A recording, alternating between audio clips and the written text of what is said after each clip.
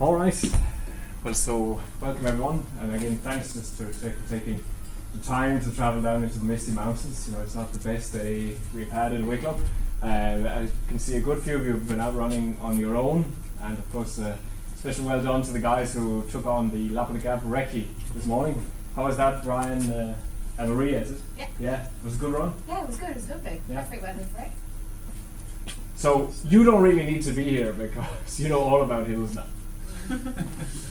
So for those who haven't seen on our website, the Lap of the Gap Marathon, which is part of the reason we wanted to do the presentation today, is an extraordinarily hilly road marathon. And that was part of the idea. You know, we wanted, there's a lot of marathons where it's all about being flat and fast, but we wanted something that was just a challenge, you know, in itself, and also it's a logical course for those of you who know it. The Lap of the Gap is up to Sally Gap and back by Loch Tay, so it's kind of like a diamond-shaped course. So we did think, though, if people are going to take this on and they're used to normal marathons, how are their bodies going to cope with that? You know, because a lot of you are hill runners. I know for sure for some of you, and then I could gather from the conversation from others. So for some of you, you know, maybe the Lap of the Gap, even the worst climb, it's not the greatest shock in the world. Like you would say, okay, there's a lot of them, it's a long race, it's on the road, I don't like that so much, but the hills aren't a huge challenge. You know, I faced much worse, going up Kilpatrick or going up Carrauntoohil, Scafell in England, something like one of the many races in the continent. You know, it's a completely different thing. But the skill set is roughly the same, except as we'll come back to this a lot today. There is a little bit of a difference in the challenge between what's a narrow slope or shallow slope. So we'll be using these two gadgets here a good bit. So you can see this one here.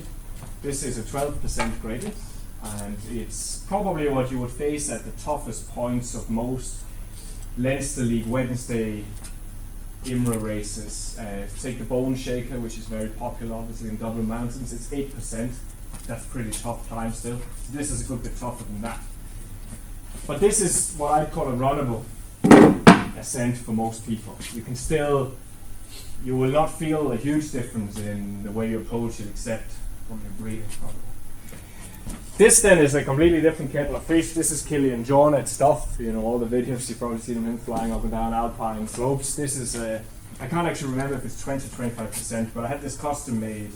As we were speaking about with Tommy D from TD Gym Equipment in Dublin. He does a lot of this sort of stuff, so I wanted something that illustrated what happens when you go to really nasty mountains and we see all the hands and knees stuff. And I'm gonna let you try these as we go through the session and just get a feel for what actually happens with your body position, because you can already see there's some challenge to putting your foot on something that puts this amount of ankle dorsiflexion, as it's called. That's if I want to stay now and put my heel down at this slope, I've got a lot of work to do compared to something like this, which is already a lot more challenging than, of course, the flat. And we'll see the same for the downhill, because that's just reversing it, right? You can imagine going down this, a lot of people will be tippy-toeing it, and there'll be a lot of fear involved.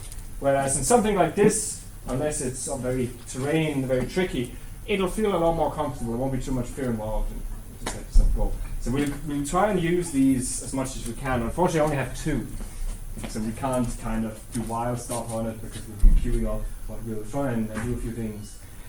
My own experience now most of you know me, but I wanted to just show you this slide here.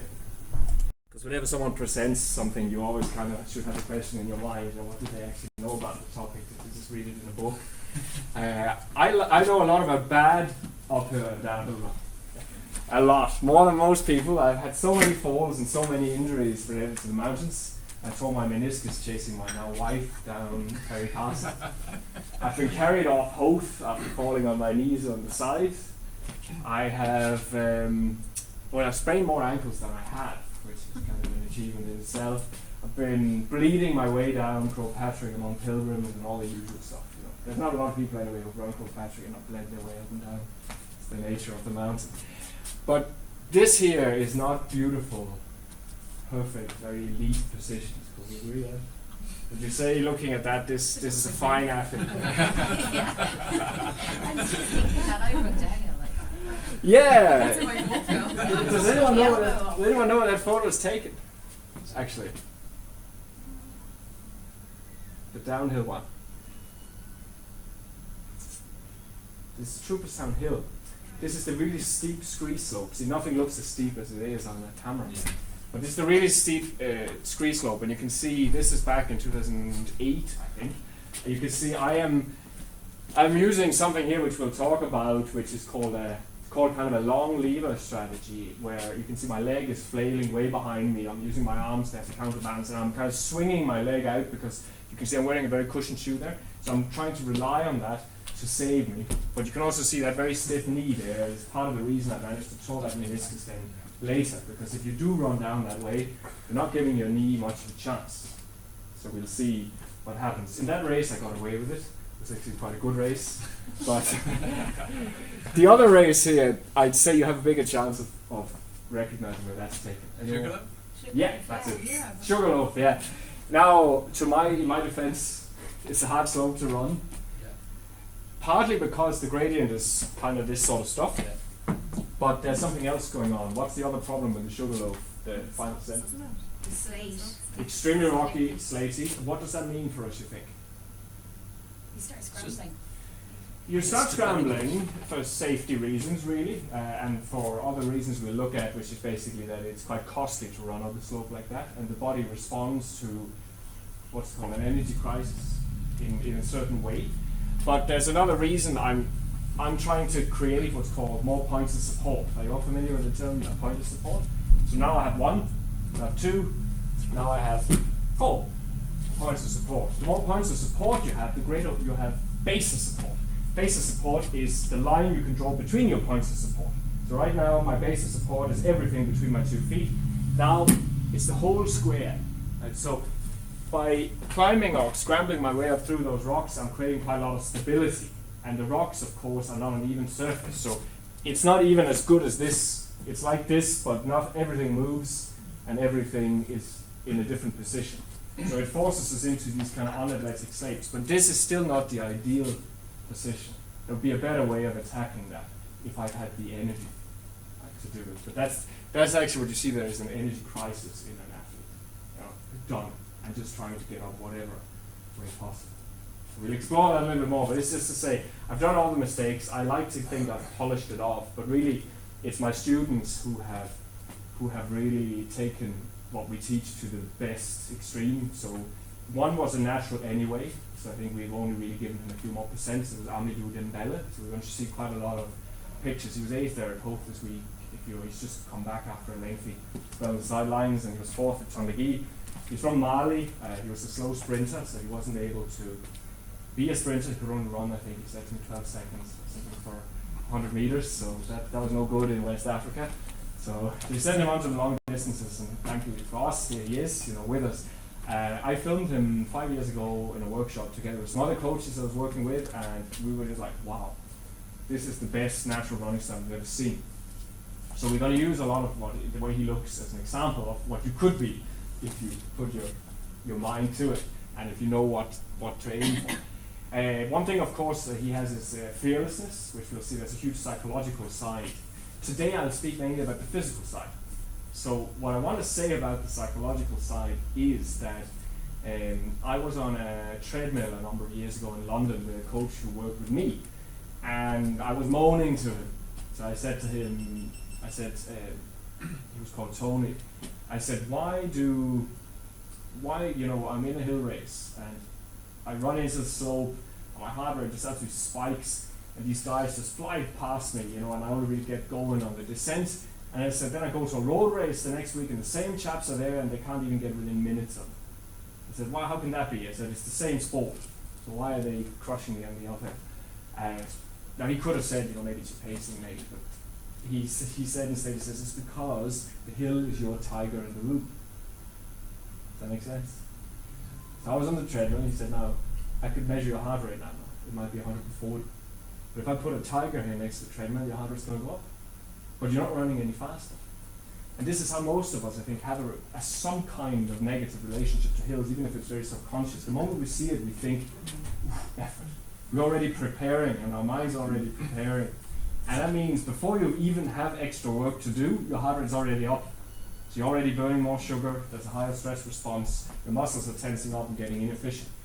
Whereas what we really need to do is we need to cultivate a positive mindset to hills. And it's not about sitting in a circle and holding hands and saying we love hills. It's about going out in your training, which I did in 2012 then when I set most of my own personal bests and in a lot of hilly races. Does anyone know Ballycotton by any chance? Yeah. Has a very big hill there towards the end. Flew up there. And throughout the races, there was a few old chaps I was jousting with, and one guy came up next to me and said, Jesus, you're very strong in the hills. And I thought that was my weakness. So it was just because in training, every time I saw a hill, I ran a little bit harder. So my mindset over weeks and weeks of training began to change. So the hill became an opportunity. It became a place to attack and to give it something instead of defense. So I think that's, in summary, really all we need to know about the psychology of uphill running anyway. Downhill running is, we actually will touch a little bit about the fears that are involved when you're on dangerous slopes, because it has a huge involvement in the physiological response that you'll get. So does that make sense so far? Yeah. So does anyone have a negative relationship to hills, you think? Maybe sure. That's over here. Uphill. Who has a negative relationship to uphills? Two. Okay, all the people love. Who has a negative relationship to downhills? Two. Okay, everyone else is kind of neutral. Very steep ones. I love downhill. I love You love it. downhill. It's my favourite. As fast as I can go down a hill. Yeah. Just fearless. All the risks. 12-year-olds again just go past everybody that got me on the open. It's a great feeling. It is a great feeling. Obviously, as you probably noticed, for those of you who have moved up slowly through the field, the more you move up, the more difficult it becomes to claw back time on a descent. Have you noticed that? It's because the good guys, even if they're bad on the descent, are still moving pretty fast. Whereas the further down the field, you can catch up a lot. It gets really, really difficult if you have a weakness on either uphill or downhill once you start getting towards the top 10, top 20 even. But you'll notice it, whatever field you're in. Now, a road race is a different challenge, and the lab of the gaps, so we try and compare and contrast a bit. A race like this is insidious, of course, because you have to do so much uphill, and you need to be disciplined. You need to approach it with the right pacing strategy, the right form, and then you have all those little downhills, and then the last half of the marathon is just constant downhills. And so there again, if we are lacking something crucial, like if we run down all those hills like this, like a vacuum cleaner,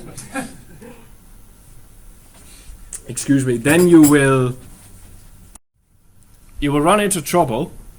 Much earlier, you probably heard about eccentric muscle damage, but that's really just a little part of the picture of downhill. Most of the downhill damage that you have in your muscles is because of poor form, in my opinion. It's not just the eccentric. There is a little bit you need to get used to running downhills, but that actually happens quite quickly. I don't know if you've noticed that. Run a few downhills, especially races, and that excess of soreness in the muscles doesn't really happen unless the race is really tough. Let's say the Wickleway Trail is a great example because it's so long that you're running fast on descents. So that's a lot of damage, but most of the damage I'll argue here is because people are actually losing the technique as they get tired. And when the technique is like a shield, you can imagine, as long as your technique is reasonable, your body can defend itself against the ground reaction forces. But once it starts to fall to pieces, it's like all the blows that come in. Same for boxers, probably, I imagine. Once the technique starts to go, they can't defend themselves. The good news is that hills aren't all bad. I wanted to have that straight in, that a lot of runners are thinking, what do we need to do to go faster? What do we need to do to go to be stronger? Because people say we should be strong as well as endurance. But the good news is this: you want to get faster, you run downhill. If you want to get stronger, you run uphill. An unknown coach. More gravity on the downhill means more speed. That means you can move faster more easily than you would otherwise be used to. So for instance, in Glendalough AC here, we just started doing what we call hill circuits, and they'll be in the appendix. I'll send to your email everyone the slides. So we get everyone running really fast or really short downhill so that their legs get used to really moving fast. Like, so for instance, we were running sub 3 minute kilometer pace at the session on Thursday. So it was really easy when I did my 5K yesterday, because it was over 50 seconds slower per kilometer. You know, so that's a great stimulus if you think you're a little bit slow and you just want speed. Uphill on the other side, we have less gravity. Really, it's the same gravity, but we have to overcome more because we are raising. Does anyone know what we have here? Anyone familiar with this? Centre of gravity? Center of gravity, yeah. It's around here, but in navel. So the higher I have to move this, you can think of it as a big lead balloon. The higher I have to move it, so if I'm only moving it here, not as much work, but obviously if I want to move it up here, same gravity, but I'm moving it against it for longer. That's kind of the simple explanation. Because of that, you need to create more force, and if you do it the right way, you'll get a lot stronger. If you do it the wrong way, you can become what they call a shuffler. Right? So you see those hill rocks get very locked, and there's not a lot of movement left in them. So that's the downside of the coin. So the difference between flat and uphill, you saw that. And this is the problem, of course, that I can't go very far, because when I take a step and I fall, I hit something. Right? The good news is you can't actually do this movement. This is a bad movement, swinging your leg ahead.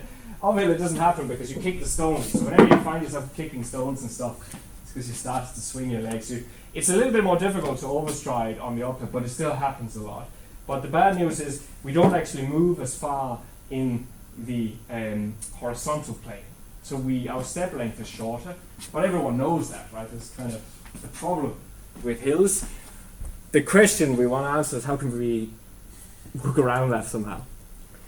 And for the foot, this is the huge problem.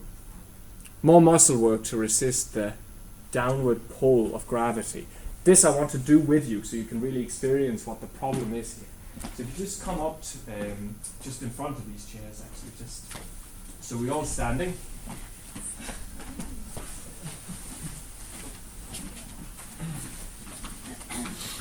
So what we'll do first, we'll do it on 2 feet first just to warm ourselves up, and then we can do it in 1 leg later. So we will start by, I just want you to raise yourself up onto the balls of your feet. You can even go on your toes as you would be if the slope was extremely steep. But normally on a normal slope you're probably on the balls. Can you feel activity anywhere holding this? Balance. There's some balance work going on, right? Mm-hmm. Why is that? Because you're not used to it, you're used to having your whole foot. Wider base of support. Right? Now my wider base of support is my whole 2 feet. I've just more than halved it, right? So I have less than probably a third. But also, yeah, of course, you're not quite as used to it, so it's a familiarity element as well. And then you said you can feel the calves, and you can feel even maybe some of the posture muscles are working harder. Now let's imagine we lower very slowly. Like this. Okay, just feel that. So do you feel that again? Where's the work? Calves. Yeah. The calves resist, so you're actually lengthening your calf muscle, and at the same time it has to contract. This is what we call an eccentric load, and an eccentric load is very damaging. It does make the muscle quite strong, but you don't want to be doing it the wrong way in running, and we'll see why. The reason is, first of all, in running ideally you want to have a flat foot, so you're landing and the heel touches down, so you have a nice stable base of support that you can move on from. But let's try and pretend we have a skipping rope in our hands, and we want to jump up and down, but we want to lift the feet and land flat-footed. So, like this. Now do it on the toes. And back on the flat foot. Okay, and stop. What do you think? What's the easiest? Toes. Do you think toes are easier? Yeah, I get that answer a lot. What did you say? I thought toes because my legs just feel tired after that one. Now mine did too, especially after the race. I had sore calves even going in. Being on my toes, because my calves are already tight, I feel very sore there straight away. Whereas I don't here. Yeah, you won't hurt your calves. Say again? You won't hurt your calves with that one. No. So we can see the load shifts. What do you think is the problem though with the toe jumping versus the flat-footed jumping? Much harder on the calves over distance. Yeah, over distance. If you've got strong calves, and I'll be honest with you, I once ran all the way up Croagh Patrick on my toes, on my forefoot, because it was the fastest way, because it was so steep. So the calves can do it for a long time. That was the old training though, wasn't it? Up on your toes for the hills. Yeah. That was the mantra that we always had in our club when we were younger. Stay And we'll toes. see there are times when you have to follow that mantra still, but we need to understand when not to do it. Because you can see you are loading the calves more, and that could become a habit that you're going to use in normal running. Because really, when did the calves get a break there? Did you notice? Flat foot. When the foot goes flat, just that split second where the heels come down, the calves can turn off, and they're like, ah. and then they can fire off again. So you get brake action, brake action, brake action.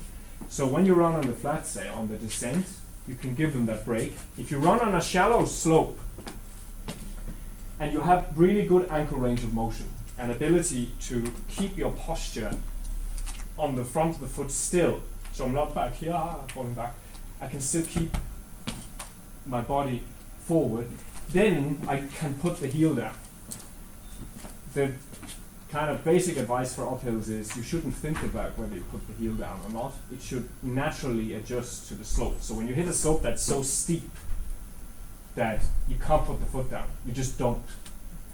But we will see how we solve this problem in a little bit, because we actually just solve it by focusing on another thing. I'll just keep you in suspense. But anyway, so the other thing is, let's try on one foot to balance. So let's go up on our toes here and just put the other leg and just try and see. Go as high as you can to make it real challenging. I think you're putting me off. I don't think I'd be wobbling half as much as you. Yeah, just take a point. Just You can try it barefoot as well if you want, to just take your, go into your socks. Because obviously the shoe here will assist you a bit.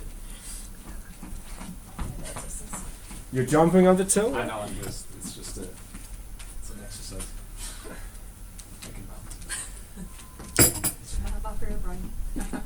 Dude, actually, just watch what Brian did there and remember that image. So Brian was here and then you did that. Do you see that? The tip from the hip. Just keep that in mind, because we'll come back to that in a moment, what happened there. It's quite interesting, because everything in the way we move is governed by reflexes. And if we understand the reflexes and we understand what triggers them, we can learn to train ourselves and our bodies so that maybe like Fenton you can see, but others, you actually, a lot of you have pretty good balance. If you're a great balancer and you're very well conditioned, you will find it easy to adjust to steep slopes, and you won't be leaking, you could say, as much energy. But someone who is, as I just showed here, all this extra work because suddenly the brain feels really unstable, he is going to be absolutely leaking energy into that hill when it becomes steep. Also because, what do you think the brain thinks about being unstable? Do you think your brain thinks It's that's panicking. panicking? Yeah. It's always trying to get you back to stability. Yeah, always. But that's the key point actually. Instinct. Governs almost everything. To go I'll let you just sit down again for a second. But basically, we can take load off the calf if we have enough ankle range of motion on shallow hills to allow the heel to drop. And we also need to be able to, with all our other joints, our hips, our thoracic spine, to keep the body forward. So if you're back here and you put your heel down, your body is actually falling back, and then you have to bring something forward to pull yourself over the leg you're on. So that's why you see some really odd shapes. And I actually took a lot of images from workshops and races to show you today. This we talked about, smaller base of support is a huge challenge. So you need to be a good balancer. Now flat and downhill, the difference there of course is the greater psychological tension on most downhills. More energy required to keep your posture under control. Let's examine this one. Can I borrow you, Brian? So Brian knows this exercise from one of our workshops, so I hope he'll be good at it. But if he's tired and he's not, it's great as well, because it'll show us the problem. Could you show me a posture squat, Brian? No, you remember the posture squat where the heels stay up, you stay as upright as you can? That's the one. Okay? So, in this same base of support as in uphill running, but we're trying to give Brian a sense. See, I'm being mean now. Now imagine there's huge forces, because when we run fast downhill, he's very good. Yeah, okay, then it's too mean. But where do you think he needs to be strong to handle constant little vibrations? Yeah. What's called anti-gravity or postural muscles. It's a great word to remember. Yeah, core is easier, but it's much more than that. It really is much more than that. But Obi, I can feel here. You've been working out, Brian. I can feel a lot of activity, especially here in the back. But also, it's very important what's going on up here. So it's not just down in the core. And there's actually, I won't be feeding him up there now. There's a lot going on in the glutes. There's a lot going on in the quads. There's a lot going on in the hip flexors and the lower groin muscles. There's a lot going on full stop. His head position he has to be very aware of. you know. But this is not something we think about when we run. We just need to make it a habit in all other training and daily life to understand what it is to be upright. Because this is upright. This is not upright. Right? But some people think this is upright. They don't know any better. So we use exercises like this, where I would sometimes put a bar here, which it gives Brian a bit of challenge, a 5 kg bar. You've done this as well, Nada, and Will Finton, you do. So that will then teach Brian before he goes running what it means to be upright, and that makes him stronger, so that when you can stand up, by the way, but very well. Thank you, Brian. When you're on the downhill, it's really difficult to resist the temptation to tip. And the moment you tip forward, everything starts to fly out of control. And that's when you really get some bad reflexes. And we'll see what there's two reflexes that everything revolves around. You of course have an increased step length, that's a good thing, but it's also greater vertical drop per step. So that means you have to handle a lot more forces. We can try a little example of what that should mean for us here. So what I would like you to do is just to come here again to the front. And I want you to jump as high as what feels midway up your shin upwards, and then land in the position that feels natural for that impact. So basically I jump and I adjust as much as I think I need for a jump that height. Just try and do that.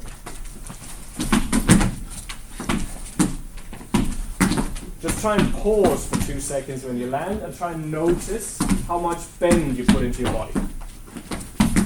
Okay. Now you come up here with me, so you can just walk in from this side, and what I want to do is jump from here and notice what you do. Just don't knock down any laptops.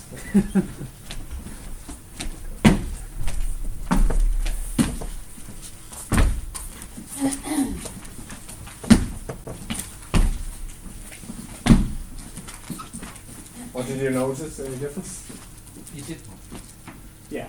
You naturally, the greater the force, the more bend, of course, right? Makes sense. But we notice, as a coach, what I look at is what's actually happening, for instance, in the way you choose to bend.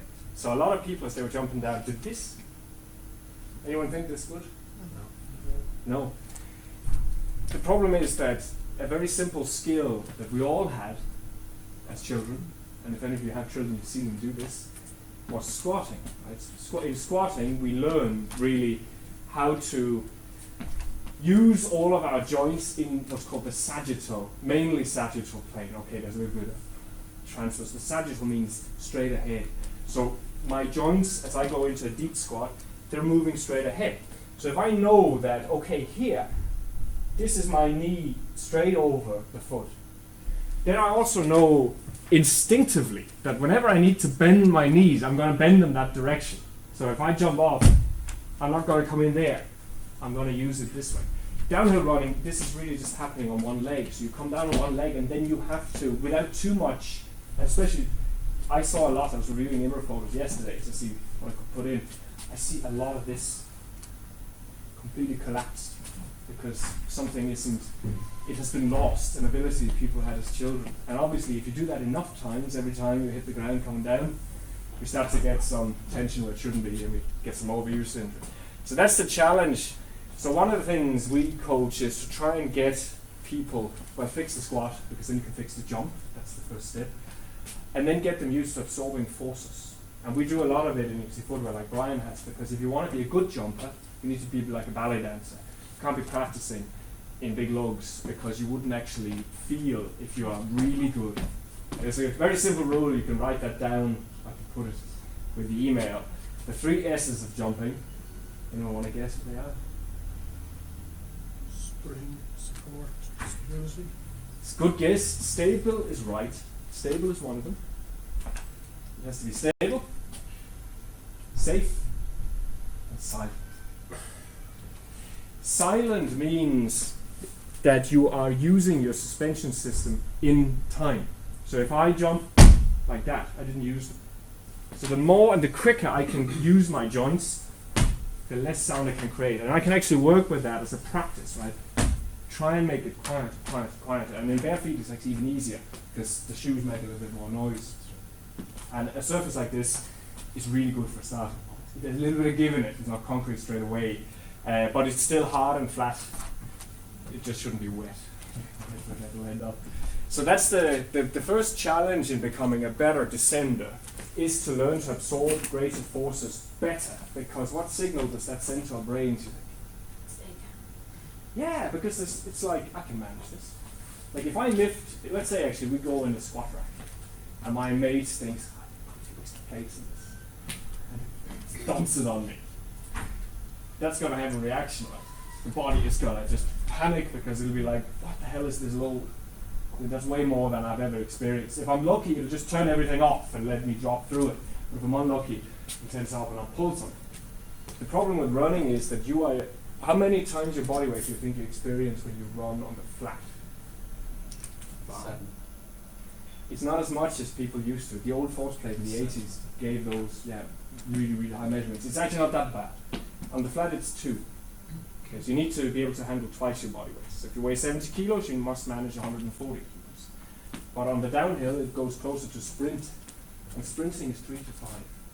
So on the downhill, you'll probably quite often be managing 3 times your body weight.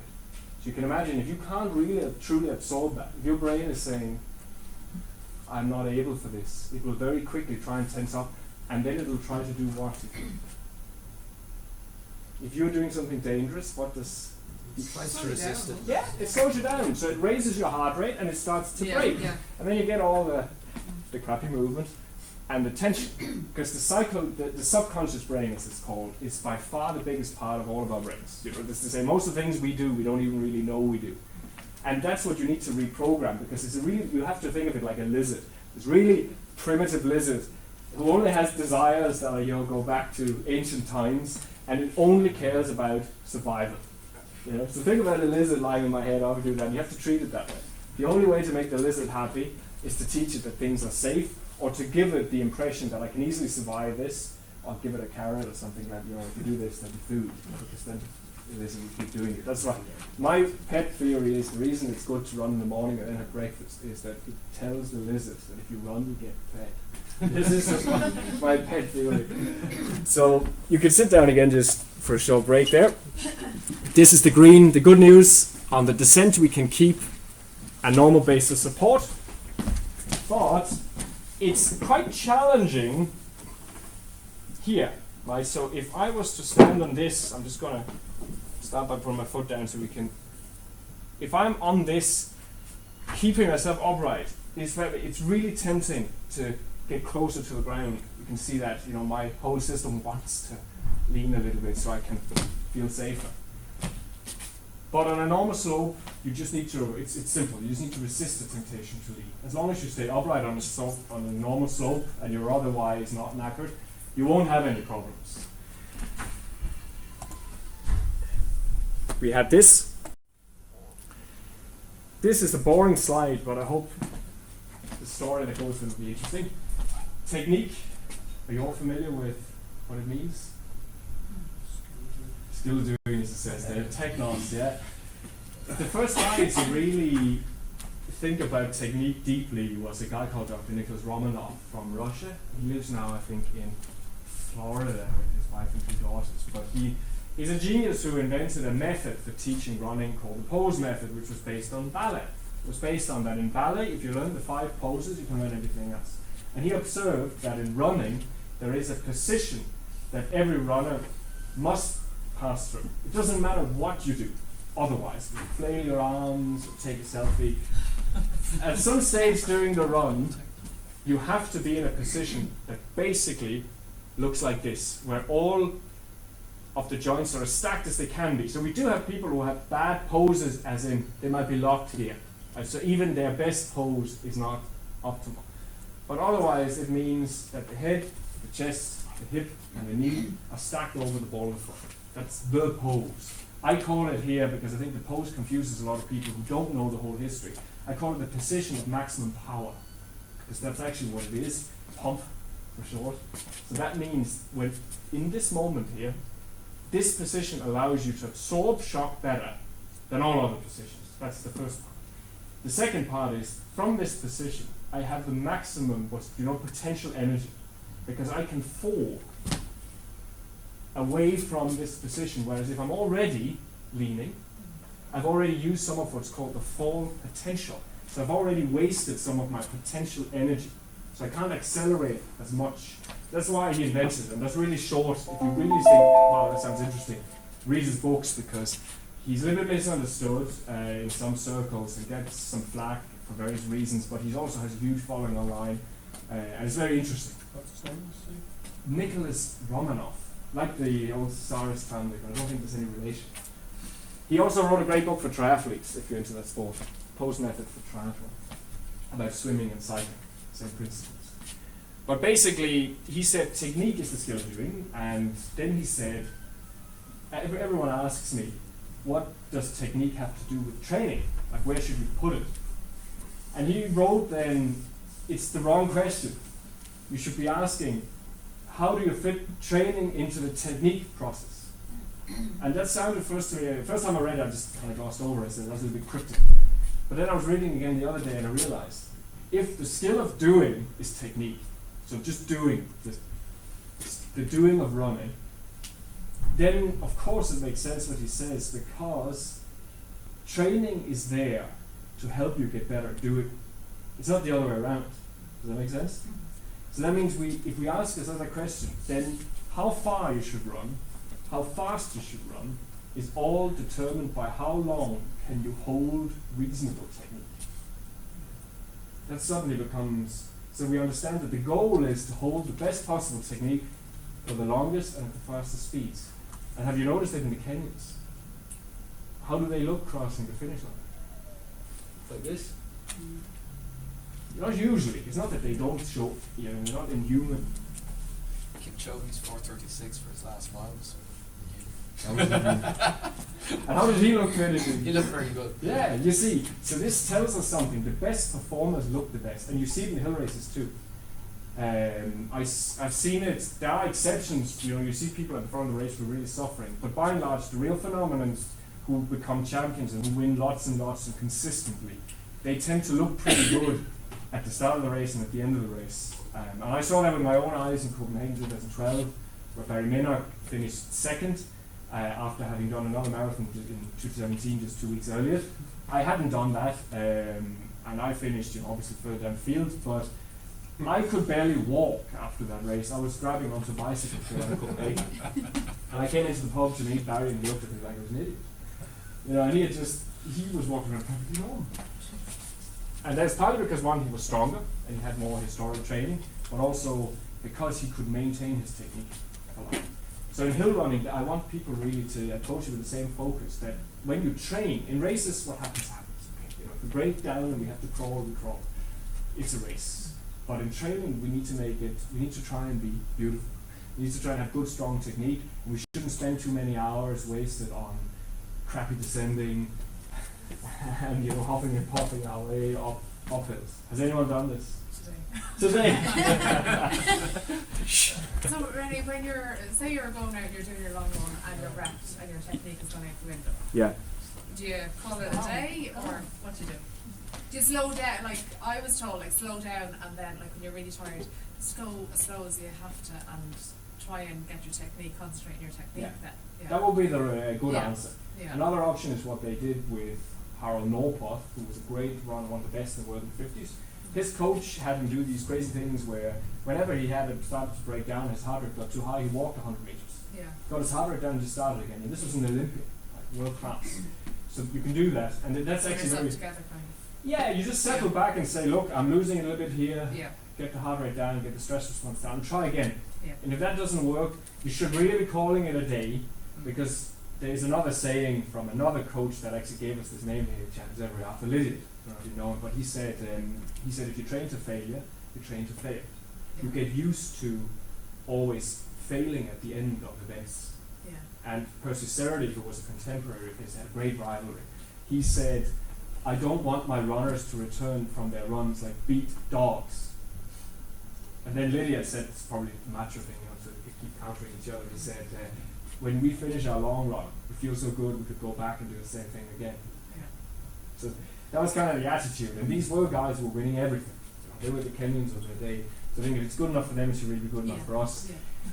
Is there an advantage in meeting the Grim Reaper once or twice where you get this experience of collapse? I think that's a little bit up to your psychology. I think as long as that's not your regular thing, maybe if it happens once or twice, for the right individual, it prepares the mind, okay, if this happens, this is actually, and it might give you some adaptation inside the body where it says, okay, next time this happens, I'll be prepared. But you're, in a way, you're using a high-risk strategy. Whereas if you just get used to always being strong to the finish, well, maybe that's how you're going to do all your races as well. And I think that's much more pleasurable. It's certainly more, it gives you more longevity as a runner. Didn't they think though that you did your hard sessions hard and you did your easy sessions easy, so that on the hard sessions, whether it was hill repeats or sprints, like you were out and you were developing that, whether it's VO2 or lactic acid cleanse or whatever, but your easy days are a lot slower than people think. Like even the top Kenyans go out and run 8-minute miles, which is absolutely pedestrian for them. But they also do very fast. But they do, like he did 20 miles, Kipchoge does 20 mile runs every week at 4 minutes. Yeah. Like, yeah, well, it's necessary. You really, that it's a huge side topic, really. You know, but they did a bit of both back in the day, but they allowed themselves to get faster over long distance naturally. So instead of pushing, let's say, to run 22 miles at 6 minutes miling, they just let themselves get fitter, and suddenly they were doing it, but the body wasn't under undue stress. yeah, and they could train every day because they weren't going to that level of stress. That was their test. We were speaking to Brian about this when we were out on the road. This was the test of Lydiard's schedule, because everyone said 7 days a week, that must be crazy, and I'm not doing that. But what he said to them is, if you can't do 7 days a week, you're running too hard. And so in a way, he built the control into the system. Now, some people don't run around 7 days a week because of their life, which is different. But really, if you can't recover in 24 hours, unless it's a race, you know, or one of those few workouts late in the program where you're really trying to test yourself, you probably did run too fast. You know, and it was what he said, train, don't strain. But it's a huge topic. Let's leave it alone. I just want to make sure that we understand that what technique is, that actually training is there to support development of technique, and that the form, when people speak of running form, they're actually just speaking about the product of technique. So if you have good technique, your running form looks good. And these are the ways you do it. This is a mantra that was developed from Poe's method by a guy called Lee Saxby from England. It's called posture, rhythm, and relaxation. These are the 3 skills that create a good runner, and it means that once you start breaking down on the hills or otherwise, it's because one of these skills begins to fall apart. So we talk a lot about psychological tension. Which one of these would that ruin? It could actually ruin more. Relaxation is kind of the obvious answer, but in reality, if you start breaking, your posture will change. That means your rhythm might change. Relaxation might change. It can destroy everything. Posture, we've already said, is the ability to create the right shape. So if you can create good shapes and your joints are moving in the right direction and so on, you have that micro skill down. Rhythm, we need to experience, so we'll just do something I've done in a lot of our talks around the country, which is just reducing jumping at different rhythms and see how it feels. So we just put the drinks aside. You can stay there if you want, or you can come out here where there's a little more space. And what we will do is we're going to try some slow jumping, like this first. Just do that with me.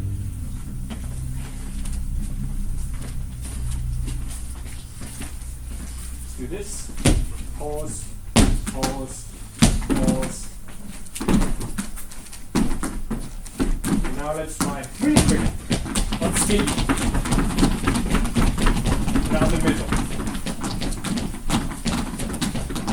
Flat feet. Now slowly. Hey, what do you guess is the best and most sustainable rhythm? I feel the quick one worked best for me. The really quick one? The middle one. The middle one, I think, was just... Yeah. Well, that's the right answer, but sometimes we get different opinions. But there's very scientific realities that mean that if you need to use all the elasticity that you have in your body, which is primarily your IT band, your Achilles tendon, and the plantar of the foot, you actually need to get on and off the ground in something called 150 milliseconds, which is the plyometric window. It's using the stretch shortening reflex, if any of you have heard of that. So that requires a cadence on most terrains around 180. And 180 is roughly that. So you're actually running. Just try that. Yeah. 1, 2, 1, 2. Just try that. Run the spot. 1, 2, 1, 2, 1, 2, 1, 2. Now try 1, 2, 1, 2, 1, 2, 1, 2. Now 2, 1, 2, 1, 2. When do you think you'd use that last one? Last two would have been. Yeah. Maybe sprinting, yeah. Usain Bolt, 240 strides a minute. Tyson Gay, 250 strides a minute. But you know the lazy peckers, they only run for 9-something seconds. So it's easy for them. So but you'd also use it. Let's say you're running up a street, because you might have to pick up your feet quicker than is most energy efficient. The problem is when we take that many steps, we are in a way neurologically overloaded, and you'll see that your heart rate is going to go up too quickly. You'll notice this when you go up on the hills, that if you try and increase your cadence and increase it too much, you get a response from the heart rate, because it's like 12 steps. Because every time you take a step, you have to fire your hamstring. Okay? Energy cost, energy cost, energy cost, every time. So 190 metabolic, you could say, units of money are paid rather than 180. So you're spending more money every minute if you take more steps. But the good news is if you hit the window right, you get 50% of it back. Right? So you spend 180, get 90 back. And that's because 50% of the energy of propulsion will come back from all these elastic components that we were born with, because there's a reason.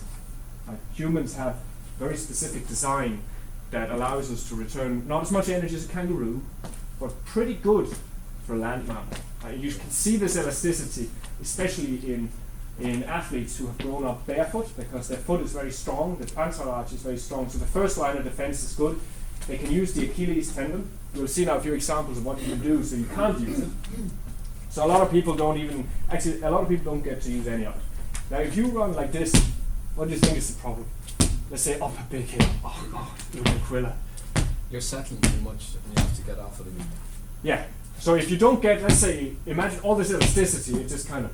You're missing the plyometric window. Yeah, you missed the plyometric window. So all that was 50% of my money. They're just gone, and I'm like, oh, where are they? Okay, so I have to. Where's my bank then? How do I get the deficit, the extra money?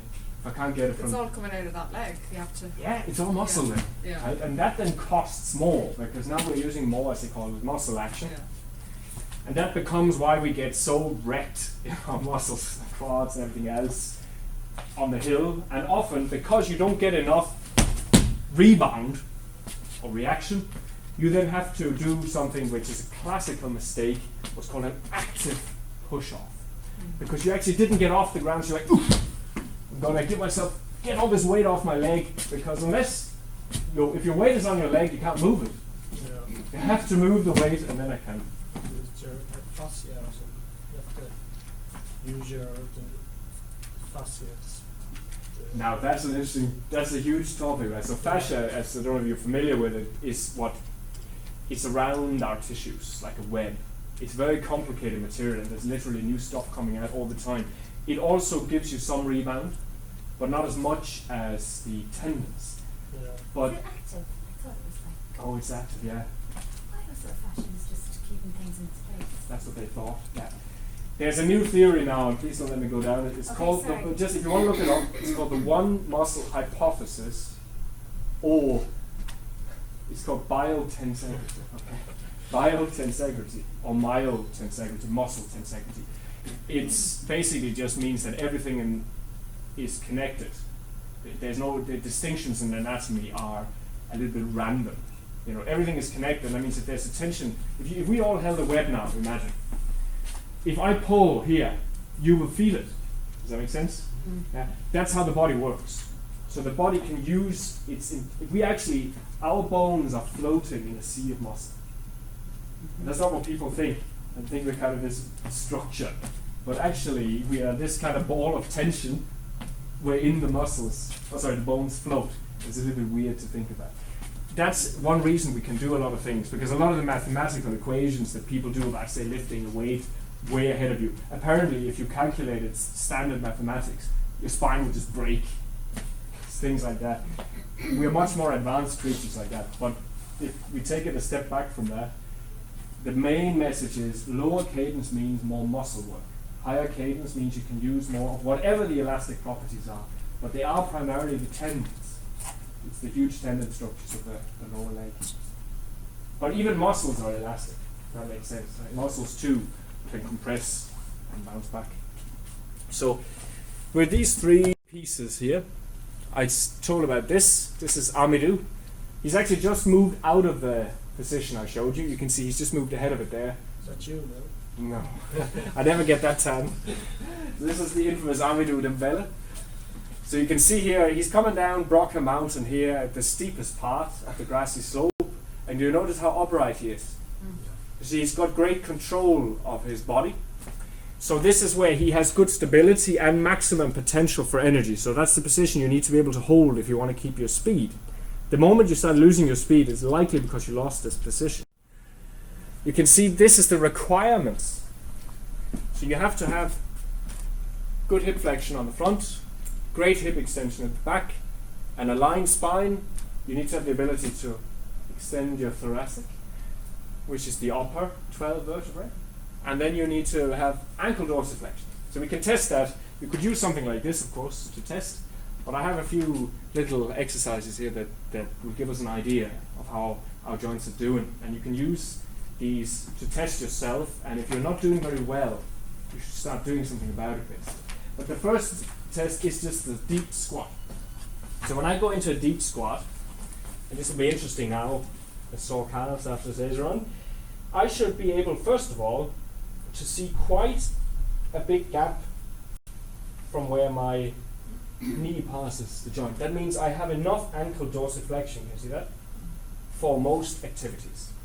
Now if I was to film myself from the side, the stiffer the other joints are, the more I need to hunch. Like, this is not a good position. A much better position is to be as upright as possible while in a resting squat. So you should always take a picture of this, because it also then tells you, do you have full hip flexion? Hip flexion is my weakness. I lack a bit. I need to be able to create more of that. So that's what I want to work on. So if I film my squat, I know I'm lacking a little bit there. Hip extension, you don't see it in the deep squat, but you do see it as you come up. So just try and do one for me there. Just have a look for yourself. It's more honest to do it barefoot. So when you go home, because the heel gives you a huge advantage on the shoe. Flat feet if you can. My feet are a bit mucky and smelly. It's alright. You don't have to take them off here. Just know if you want your real picture, you need to do it barefooted at a mirror at home. Now you also need to watch your foot position. So you can see here, Vincent's foot has begun to pronate. So keep the trick is to do it properly. You need to keep your weight, most of it, not all of it, most of it, on the ball of the foot and the big toe. That'll protect you from doing something stupid like this. Okay, that's not good. Neither is that. Sorry, Brian. Yeah, the Brian squat is lovely. It's quite nice. Now bring your hand down in front of you, so you can see how much does your knee back and front. Elbow up to the headset. Could I borrow you? Would you mind?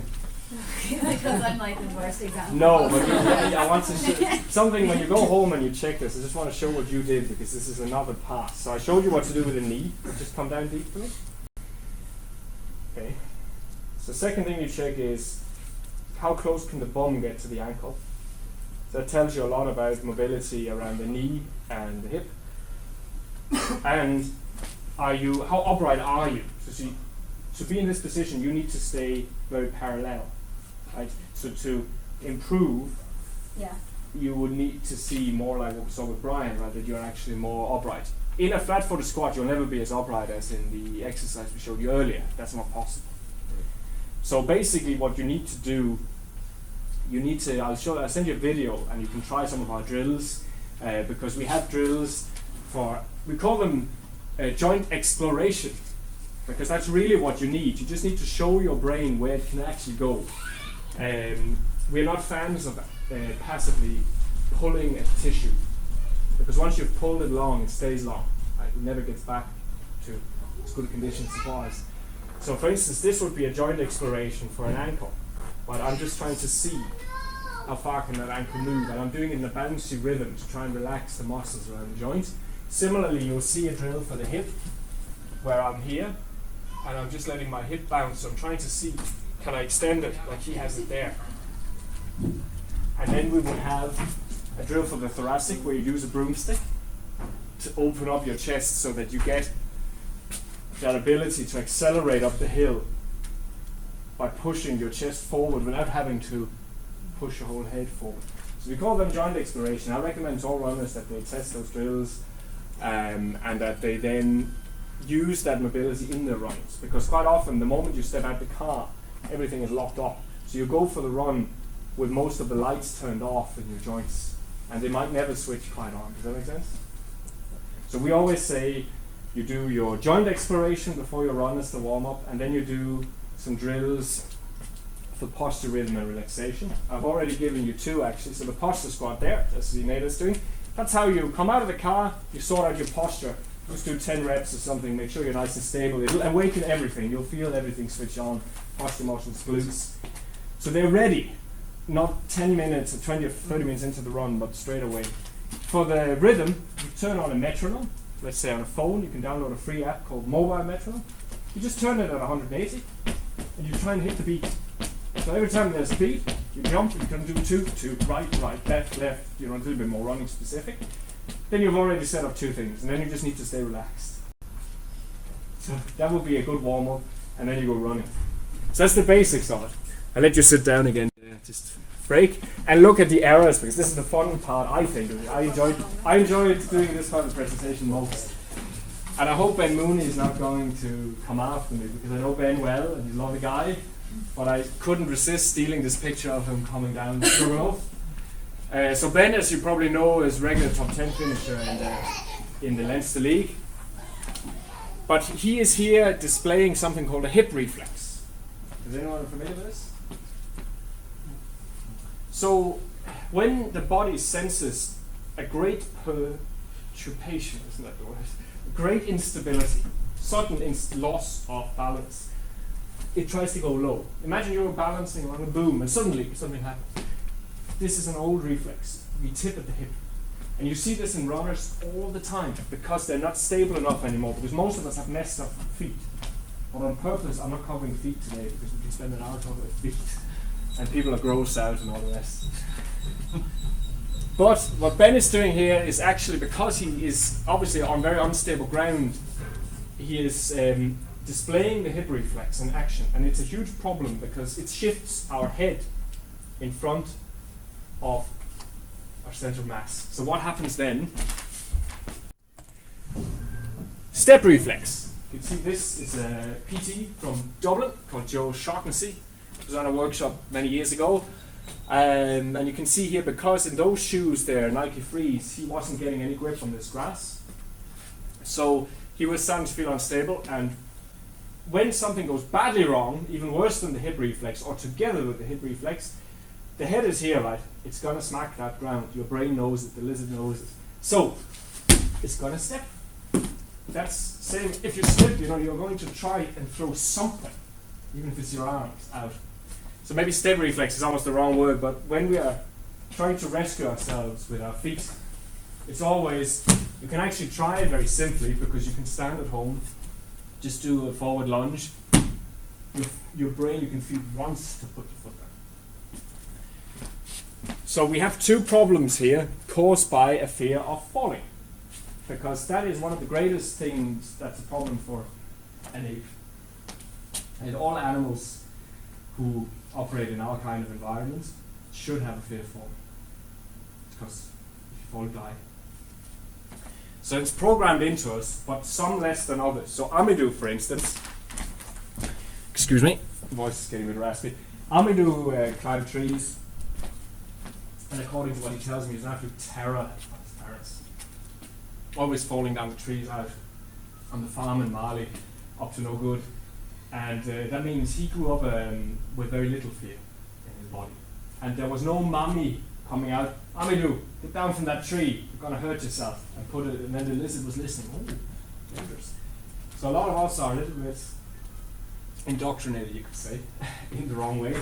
Like any parent, when I see the little one crawling around the couch, there's an instinct to go over there and make sure he doesn't fall off.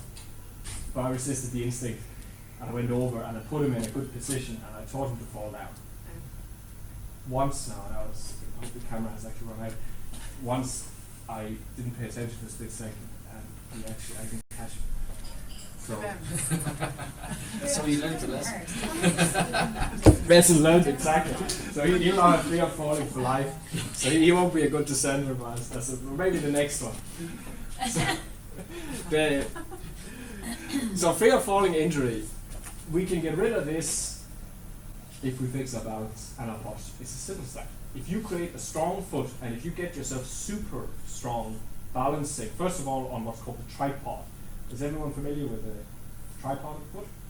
It consists of the big toe and the fifth toe, the little one, but actually it's the bones just behind the toes, which is called the metatarsal heads, and then the heel bone. They form a triangular shape. If you can keep that in the ground, and you can be on one leg, and I want you to do this in front of a mirror. You can even, some people tape themselves up so they can see all the lines. You don't have to do that, but take your shirt off maybe, and look whether you're doing kind of really funky stuff, because that's probably going to happen in movement as well. Try and see if you can go reasonably nice and aligned. And once you have that position, you take your arms out of the equation, and preferably your shoes as well. But you're very welcome to try how good am I with the shoes, and how crap am I without them. Because if you're really bad without your shoes, you have work to do, because you've actually let your shoe take over the job of your ankle and your foot. So it's a good idea if you want to go into, let's say, a pair of wall shoes or some real minimalist type of fell runners, or even something even more extreme than that. And you first train yourself until you can do this for 30 seconds. That's a milestone. You should be rock solid. There should be not even small perturbations, and you should have a soft knee. Because locking your knee out just means you're telling the lizard, I'm only safe if my joints are locked. Right? And we want to tell it, I can actually stabilize myself while also having some shock absorption. Finally then, you want to see, am I relying a lot on my eyes? Because if I'm relying a lot on my eyes, it's very slow. The proprioceptors, they're called, in your feet are really quick. It's like a hotline to the brain. But the eyes, how the image has to be turned and everything, so there's a lot of processing going on. So by the time you get a good picture of what's going on, sometimes your balance response is delayed. So you need to see, without my eyes, am I suddenly, very unstable. And then you need to train yourself until you can do that for 50 seconds. So that's it. That's 100 times longer than you need to be on the ground if you're on top of it. If you can do it, that gives you a good safety margin. So do that. That's my recommendation as a fell runner, as a minimum. It also works great, as you probably know if you've been to old school physios to rehabilitate sprained ankles. It's my wife, long before she got into all this technique stuff, had a lot of sprained ankles, as any mountain runner has, and just the balancing, no frills, it sorts it. It's very important and it's very simple. And then you can do funky stuff like finchacha, and you can go on a board like this maybe and balance. You can balance on your toes. But just remember that it's not specific to running to balance on your toes, but it would be specific to running up a really steep slope. So just so you know what you're using it for. If you don't plan on racing up lots of steep slopes, maybe don't waste so much energy there. Get stable on the flat foot that you'll be using in, let's say, a road race. We have one more, which is, this is my wife showing this. Braking. Like a horse that has seen a rattlesnake. So again, the problem here, of course, is that we have to reach out now because we are counterbalancing the body moving backward, then the leg has to come forward. So you see, she's going to strike the ground there in a disadvantageous position because she is going to have it in front of the center of mass, and it's going to be quite backward directed rather than only slightly backward directed as when you hit closely. So here is her fear of the speed or something else. Maybe it's because she's running there, and they're really extreme road shoots she's running in there, and it's a rocky trail. So maybe that's playing on the mind. But these are the three mistakes, but you can really fix them by just having good balance and familiarizing yourself with the terrain. And the best way to do that is that you run slopes in short segments when you practice. So if you know you're afraid of a particular type of gradient, a particular type of terrain, cut it into small segments and try and run the segments really well, until you get comfortable. Because a lot of people actually can run something they're afraid of 10, 20 seconds, even a minute, but then it all starts to fall apart. And I was feeling it with Niall Corrigan in our training session on Thursday. It was kind of like, as we got 50 seconds into it, I could start to feel the body was not liking this anymore because it was so fast and there was so much going on and I was getting tired. So that was the right time to stop. So if you have terrain that you fear, let's say like a ski slope, try and see if you can go on a mountain in good weather and spend a little bit of time trying to move up and down it. That's just, David Brady did it many years ago with the guys who were trialling for the European Championship on the ski slope of Truperstown. It's quite dangerous, right? And one of the guys actually did fall and dislocate his shoulder. He was a shadow of himself then at the European Championship, but they went up and down, up and down, up and down. Same dangerous slope. And I went up and down it as well, and right enough, I did Truperstown race then a little bit later that year, and I had a great descent because I had familiarized myself. So psychologically, the fear was gone. But that's actually, it's less important than just making yourself strong in the posture and good at balance. If you do that, you can remove those reflexes and you're not going to mess up. Right, the scree slope at the back of the Sugarloaf, so when you climb up the hand, and they call it the Dirty Dozen slope or whatever, where it's like that on the back of it, so you don't come down that, you just come down really fast, screaming on the back of the Sugarloaf.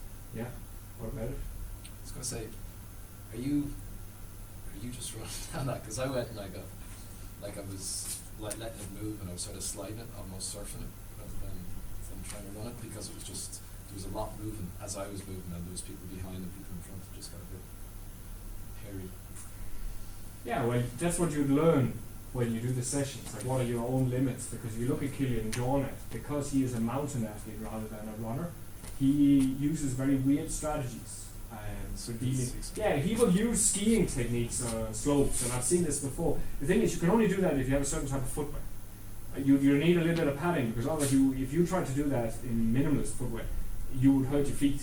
So you need, if you have minimalist footwear, your strategy would have to be to stay off it. So that could be to try and keep control of the speed by keeping the posture upright, even on the extreme slope, and just picking up the feet really, really quickly. Lots of steps, so you don't have time to slide.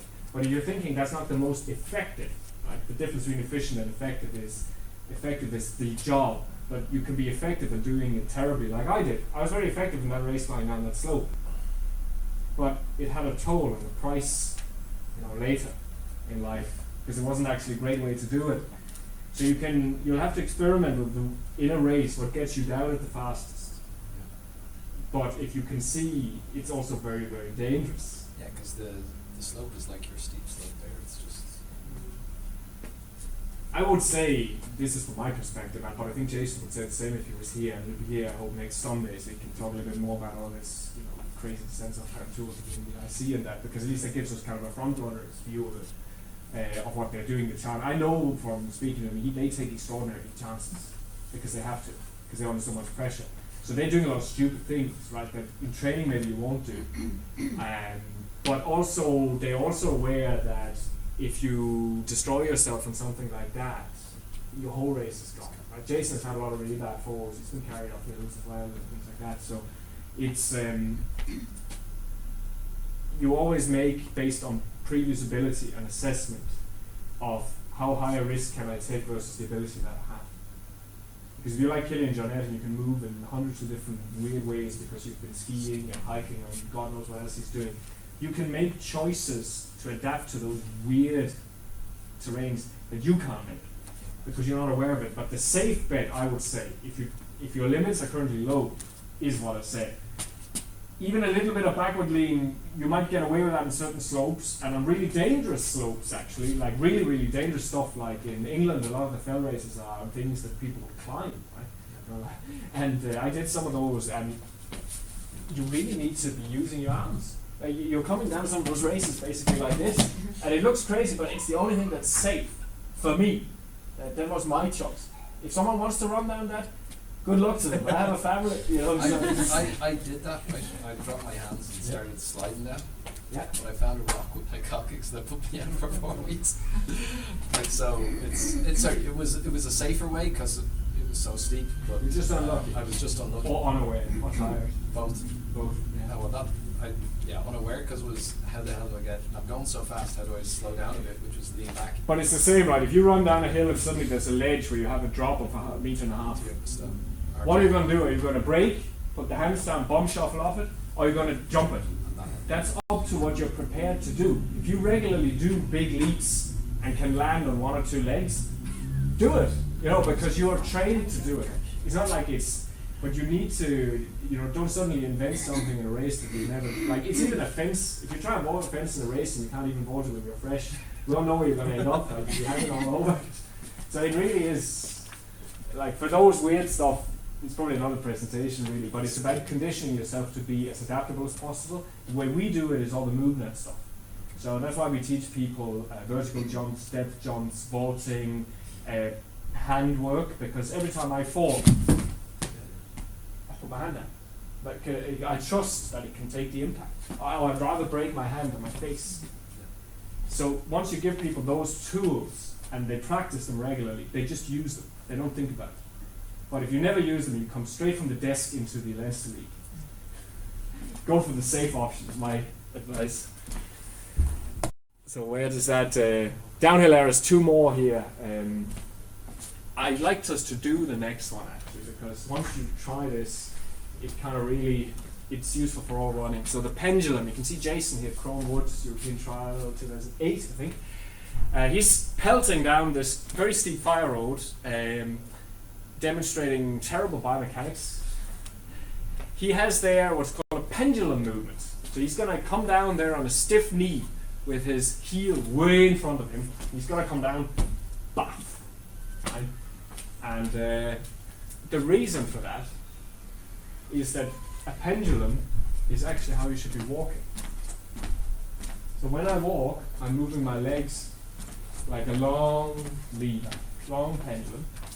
Although a good walker, a natural walker, actually takes very quick little steps, not these big. So you see some people are like, so anyway, that's bad for walking too. Then the other alternative is what some people call the little wheel. But really running is there's an article by Lee Saxby where he contrasts these 2 things, pendulum strategy and springing strategy. So spring is one way to look at it, wheel would be another. But basically the moment that I start to go pretty quick, let's say I'm walking up a hill because I'm tired, and then suddenly I can run again. The running is a circular, it's a springy motion. Like, I'm not continuing to do that kind of race walking thing. Now most people don't do it that exaggerated, but they're actually, a lot of joggers are jogging along. You've seen this probably on the roads. Let's just try what we call the transition from pendulum to spring, because it can be an eye-opener and something to use in your training so that you're very aware when you're making a mistake. So if we just all line up here, and I'll remove our little hills.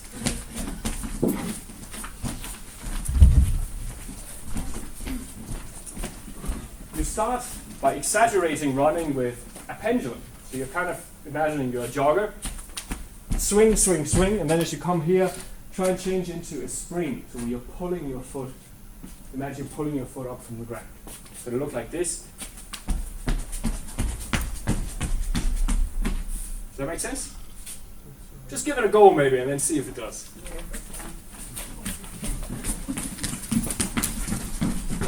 Nice. Yeah. Try it again. Don't get the shuffle bit. Yeah, the caricature pendulum is hard to do because what most people do really is what you see there on the right. It's just a lazy pull. So they're leaving the leg behind them for various reasons, and they're not really folding it. They're just kind of letting it swing through. So you can think of it that way maybe. So if you run, imagine you're really tired in the legs, you don't want to lift the feet. You just want to keep them low, and then say, no, suddenly I'm re-energized, and then try and lift the foot higher. Okay, oh God, and then here we are. Okay. Give that a go. All together.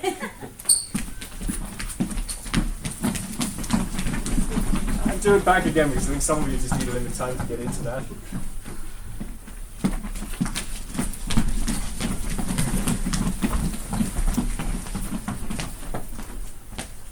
You can kind of see it basically.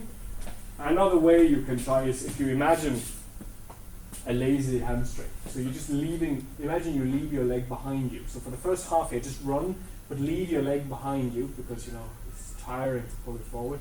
And then as you hit the midway here, get it with you quickly, as if someone was trying to slap it, through. So you can imagine oh God.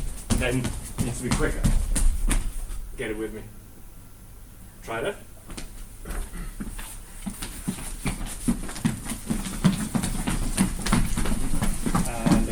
Coming back.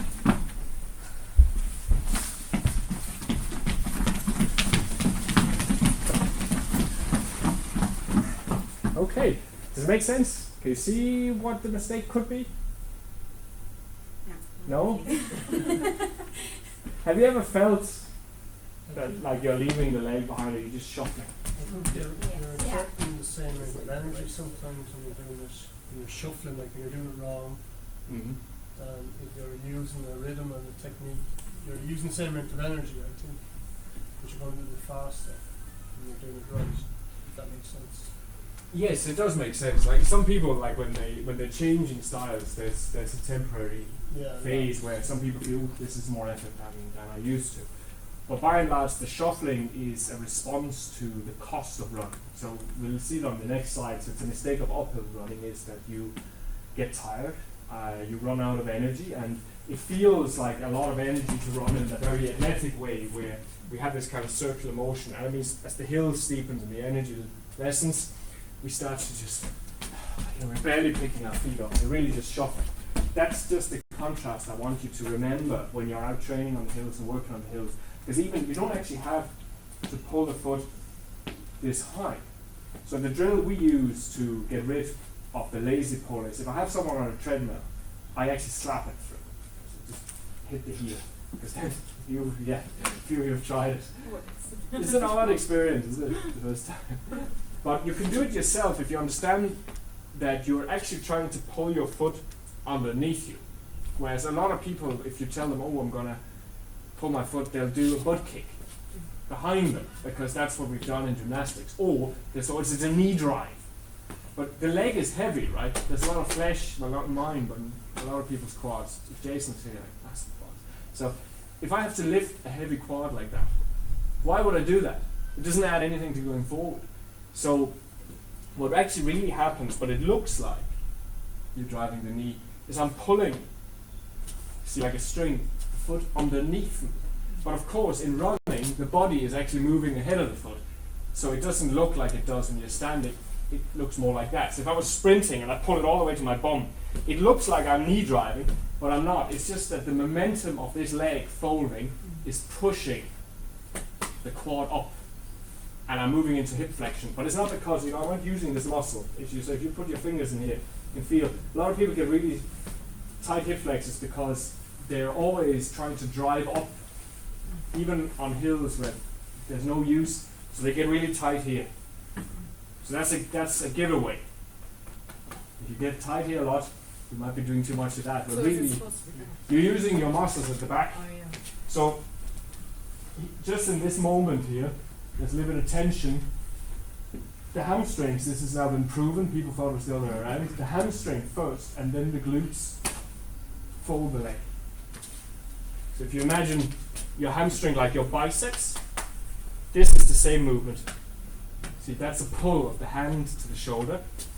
That's a pull of the foot to the hip. So you can try and take away this by just putting a hand here and say, I don't want a lot of movement. I want as little as possible here at the front, but I want a lot at the back. And I can also put a hand here, so I should feel my ankle bone. And now I'm in the right corridor. A lot of people lack hamstring mobility because their hamstrings has been trained in more of a, let's say, yeah, it could be asleep, or it could be that you're doing a lot of deadlifting, because deadlifting is very slow, right? And a runner has to be more like an Olympic lifter. We need fast hamstrings. Runners need fast hamstrings, powerlifters need what they need.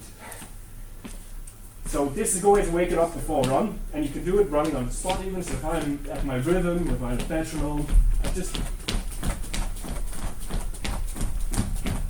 over pulling. This can be a little bit vigorous for a lot of people.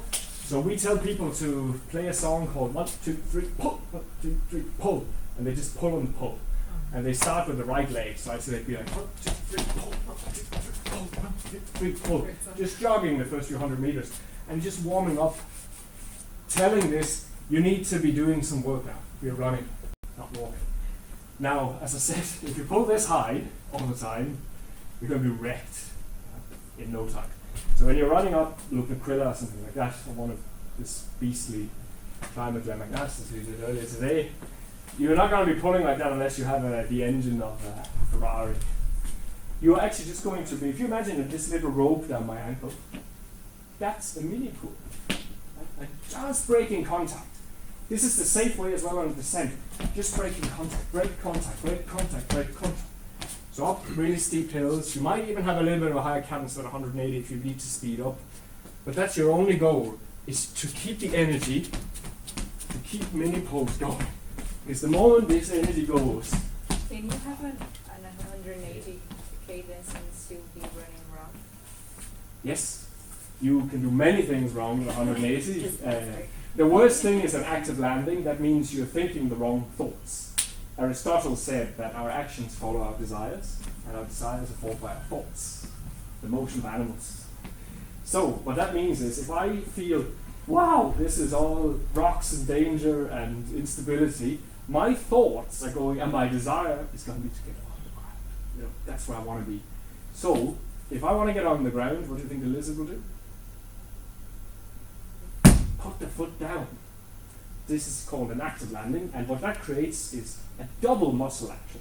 So instead of pulling my foot and letting gravity take it, you can try this as well. Just pull, drop it, pull, drop it. Right? We use gravity. 9.81 milliseconds acceleration. There's no need to me to add to that, because it also adds to the impact. And a lot of people, when they panic, even at 180 or higher, down scream. Or they've read, a barefoot. They've read a barefoot book. They take their shoes off, go out in the hot tarmac, and you're like, "This is so great." You see that all the time, and it's actually quite terrible because you get stress fractures, and your heart rate's always going to be too high, and it's called push pulling. So you're pulling and pushing, pulling and pushing, pulling and pushing. That's definitely a mistake to make. There's a few others later, but you could go on. Does that answer the question? So where did that lead us? We talked about these, so how to fix this. I talked already, I said really the solution to all of this is stability. Structural stability is, how does your foot look? So go on our website and read about the feet. I have quite a few articles, and then look at the toga videos we have, and you can start working at that. That's the first thing, all of our events we start by fixing feet, because a good foot means that the structure you're standing on, the tripod, is intact. If it's not intact, you can have fantastic posture, but you're already compensating because your foot is junk. So you need the two things together. If you have that, your body will say, I have a stable platform to generate force through. And more force means more. Anyone? Yeah. So you are slow a lot of the time because your body doesn't trust you. It thinks you're too unstable. It will slow you down in races and raise your heart rate, not because you're unfit, but because you're not sufficiently stable. It could also be that you can't create the necessary shapes to absorb shock. That means you're not mobile. That's why everything starts with stability and mobility together. They're like twins. They always come together. You need the right mobility to create the shape, and you need the right stability to hold the shape. And once you can do that, then we just practice the technique until we get powerful and enduring. That's in running 101. Sounds easy. Let's see, this is uphill errors. We talked about this already, so once we get knackered, the ground pulls us in. Why do you think we like this position here? Everybody does that. Because we're closer to the ground if we fall. That's one thing. We're expressing our lethargy. Yeah, It's their body yeah, wants you us are. to There's a just go. psychological component Yeah. for sure. This is aggressive. This is actually called the green light Yeah. reflex in somatics. I'm ready for you. Bring it. Yeah. This is like, don't move, jump on.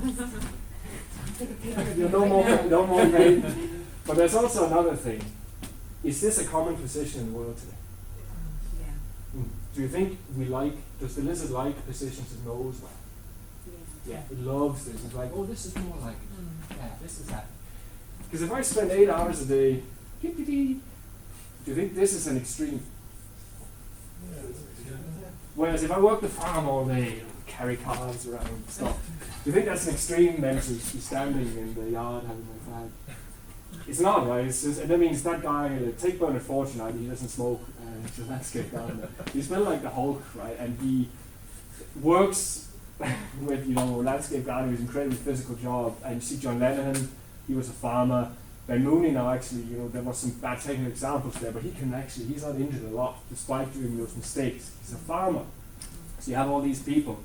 For them, being upright is not an extreme, and that means running is not such an extreme. But if you're an office worker, you have your work cut out because your brain thinks this is wonderful, this is less wonderful, and this is even worse. Right? So by the time we get to running, the stress response becomes quite large. Or we get used to running, but everything in between not. So that means you don't have that kind of base fitness that our grandparents might have had, who walked and cycled everywhere and lived more actively, because we're either working 60 heart rate or 140 plus. We don't care about 60 to 140 because it's not in the zones or something like that. And it's actually a mistake.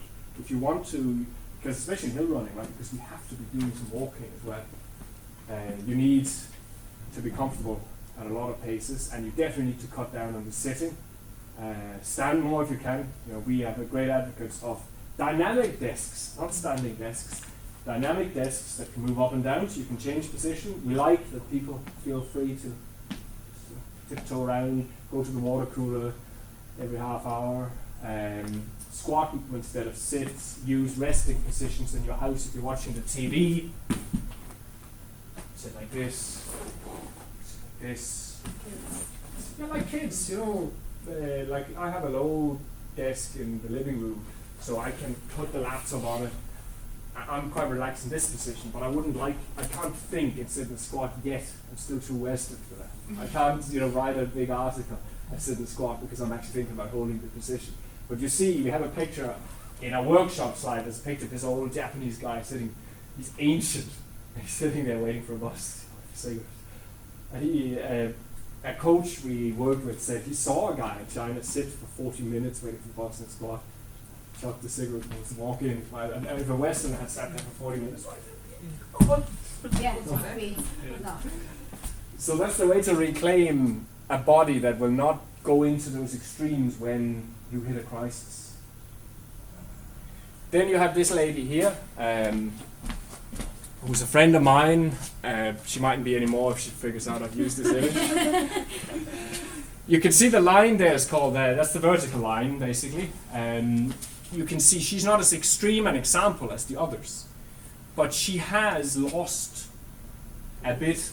Right? So she's using a hip strategy, but I think she's using the hip strategy in here not because of a hip reflex. She's using it because she's trying to accelerate up the hill, and her perception of a posture that will get her up the hill is that, because she is tight in the hips. So she's not able to keep upright as she moves up the hill. That's going to have an effect. Like, I didn't take the next photo, but basically I actually have a photo that shows it, but with a non... Here. So you see the problem? She has to overstride because she's leaning from the hips. That's Suzanne. That's Suzanne, yeah, many years ago. This is 2011. So Suzanne was in 3 workshops actually. She was fairly dedicated, but I said she's a yoga teacher, so would enjoy movement and the challenges, the poses. So when you move like this, you can see she has to keep her leg behind her for longer to counterbalance, because if I bring this forward, I have to keep the leg backwards. And then, because her head is here, anyone know what her head weighs? Heavy. 5 kilos. So I have to put the foot where the head is. And that's what she's doing. So that means something else. And we'll actually, if you just grab a chair behind you there, we'll just test. I'll just show you an exaggerated example of the problem with this. What we're going to do is we're going to stand right in front. Let's imagine this is a steep hill. I put my foot up, and I want you to shift your weight onto this and just pull the other foot with you. And then step back down and do it on the other leg.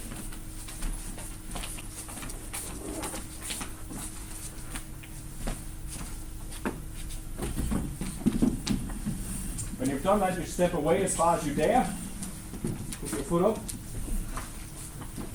And try and see, can you pull yourself up on the chair?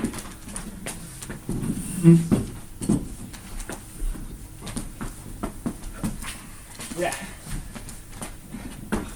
Is the mistake obvious? Yeah. Yeah. So that running strategy requires more muscle action because she has to create more what's called torque, joint torque, force over distance. I have to pull my body over a bigger distance every single step. So this would be, if you're strong enough, and lots of runners are strong enough, they could get away with that for a long time. But you would be better off not bending from the hip, not overstriding, because then it's like being close to the chair. If that makes sense. So your muscles will not get hammered as quickly.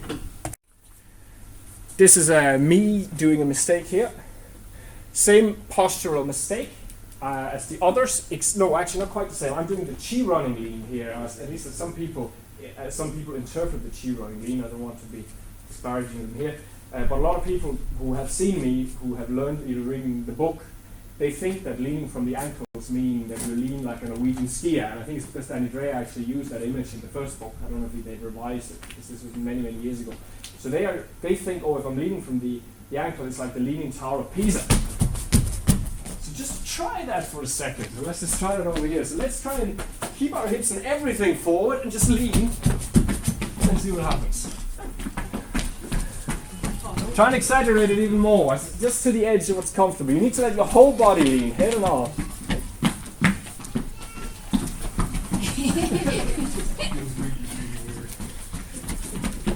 Did you know that toddlers run like that in the very beginning?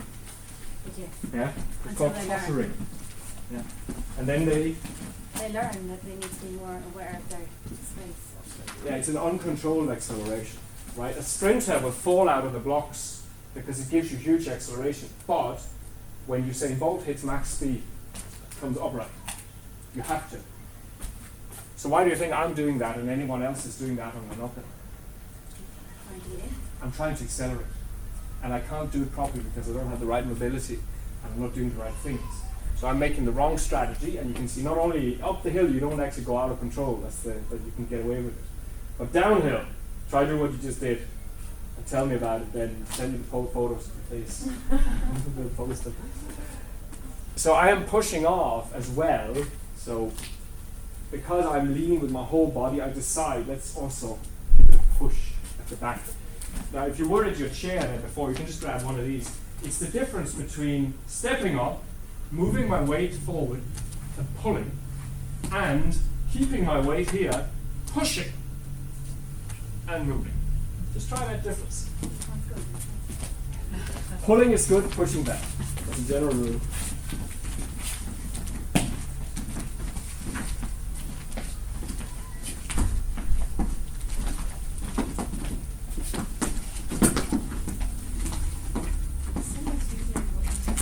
Is it? Marie, why do you think it is more difficult to push? Bigger muscle, isn't it? I don't know. Actually, you lean forward as well. You just place your weight a bit more forward. Yeah, well, your first answer is the first half of the truth is right. You're using bigger muscles. Muscles closer to the core are always stronger, right? So because the lower leg is actually quite light. So if I have my weight back here, what muscle is the first one that does this push? Yeah, so I'm using a small muscle to push, let's say, 68 kilos or whatever, rather letting these big muscles take that weight, and then all I need to do is use the hamstring, and I'm actually using the gastroc, which is the upper calf, as well, to pull. The foot, which probably weighs, I don't know, 3 kilos. So you can see, it's just makes sense that you distribute the work, and it's just a timing error. In my case there, it's because my perception is that I need to get any momentum uphill because I don't have the mobility in my hamstrings and the hips to get up the hill fast enough. I'm going to try to do something else because I want to move fast. So I lack the skills, and then I do something stupid, like pushing. And then I come home. I was always coming home with hammer counts and hammered muscles on the side of the feet, all sorts of funny muscles like posterior tibialis, hammer. And it's just because of that. The coach I worked with at the time kept saying it to me. He said, "Stop complaining to me, I don't want to hear it. It's obvious what's wrong with you. Just fix it." So he was a hard ass, but he was right. I gave him on complaint, no trigger points, this isn't working. And he said, "Yeah, well, film yourself." And that was the honest truth. It never lies, but sometimes this only happens when you get tired. There's something to be aware of. You could be perfect on camera over 20 seconds, or you could be perfect at the start of a race. Doesn't mean you're perfect 20 minutes into the upper slope. And how do you think you can figure that out? How do you know if you are good, but only until you get tired? Just lose focus. You do lose focus, yeah, so the brain is a bit low on energy. But what is a telltale sign that you're doing this wrong? You get pain in places. Yeah, excessive pain in places is a good sign that we're definitely doing it wrong. You can't be screaming at them. Yeah. Yeah, if the calves are screaming on the top, you're definitely doing Something something wrong. Yeah, so you know now one of the reasons, yeah. Another is if the heart rate just goes out of control. A lot of people think, "Oh, I'm just unfit." But often, so Dr. Romanoff's advice is when you do your sessions, practice doing this. When you start slowing down or feeling bad, instead of trying to slow down, take a few breaths, try and refocus on your technique. And his basic cue is always the same. Pull the foot. Keep pulling the foot from the ground and make that your only desire in a way, because then it becomes your only action. That's the goal of it. And in training it's easier to do because you set the parameters. You can say, "I can handle 200 meters of uphill and I know it won't break," or "I can stop right now because there's no one on my back." So never practice in races. Anything you do in races will be an instinct. So you can also see there, my leg there wants to come forward because my body is falling now towards that slope. So I'm going to have a step reflex which you can't see. And this is what we just talked about. No matter how good your technique is, you might look like that towards the top of, I think this is Sorrel Hill. But the head is causing him a huge problem there. Yeah, but this is really a defeatist thing though. He might have perfectly good posture in real life. I don't know actually, didn't it, but I'm thinking he might have, but you see everything. But he's killed his breathing because he's closed his chest. Yeah, and So he's gonna. that's the irony. the thing. You're right, you're very right. It's the irony is that the moment we lose technique, we actually usually increase the costs. We're making it worse in many ways. We could maybe rescue the situation if we If could. he opens his chest, Yeah. he could recover. So the 4 weaknesses we need to go and fix is lazy hamstrings. So we fix that with these pulls. Poor elasticity and weak feet. So as I said, check out the shoulder exercises. Do lots of reactive jumping. That means you need very quick. Even if you jump from heights, you can't be doing just this as a runner. You can't just be doing box jumps and stuff because it's not specific enough to running. You need to be doing reactive. Skipping is fantastic if you have the technique to do it. I'm still trying to learn. Right, not a skipper. Useless hips. It's tough. There are many examples. I'll show you one. Hip work should be dynamic. That's the core rule. So very simple example of that is again from Dr. Romanoff is if you imagine any work where you are moving the hip into extreme extension, moving it into flexion, and doing it at a good rhythm, even if it can look a bit dodgy to our rules. And you It's alright, we call it upward Totally dog, is downward dog. Okay. yeah, exactly. Just say that's what you're doing. You're doing yoga. And then you can take away points of support, right? So you can try and slowly progress and see, whoa, maybe you're actually getting a little bit of, as to say, core work. And you can turn around, you can do similar things, right? It's the same thing, hip flexed, hip extended, hip flexed, take a leg away.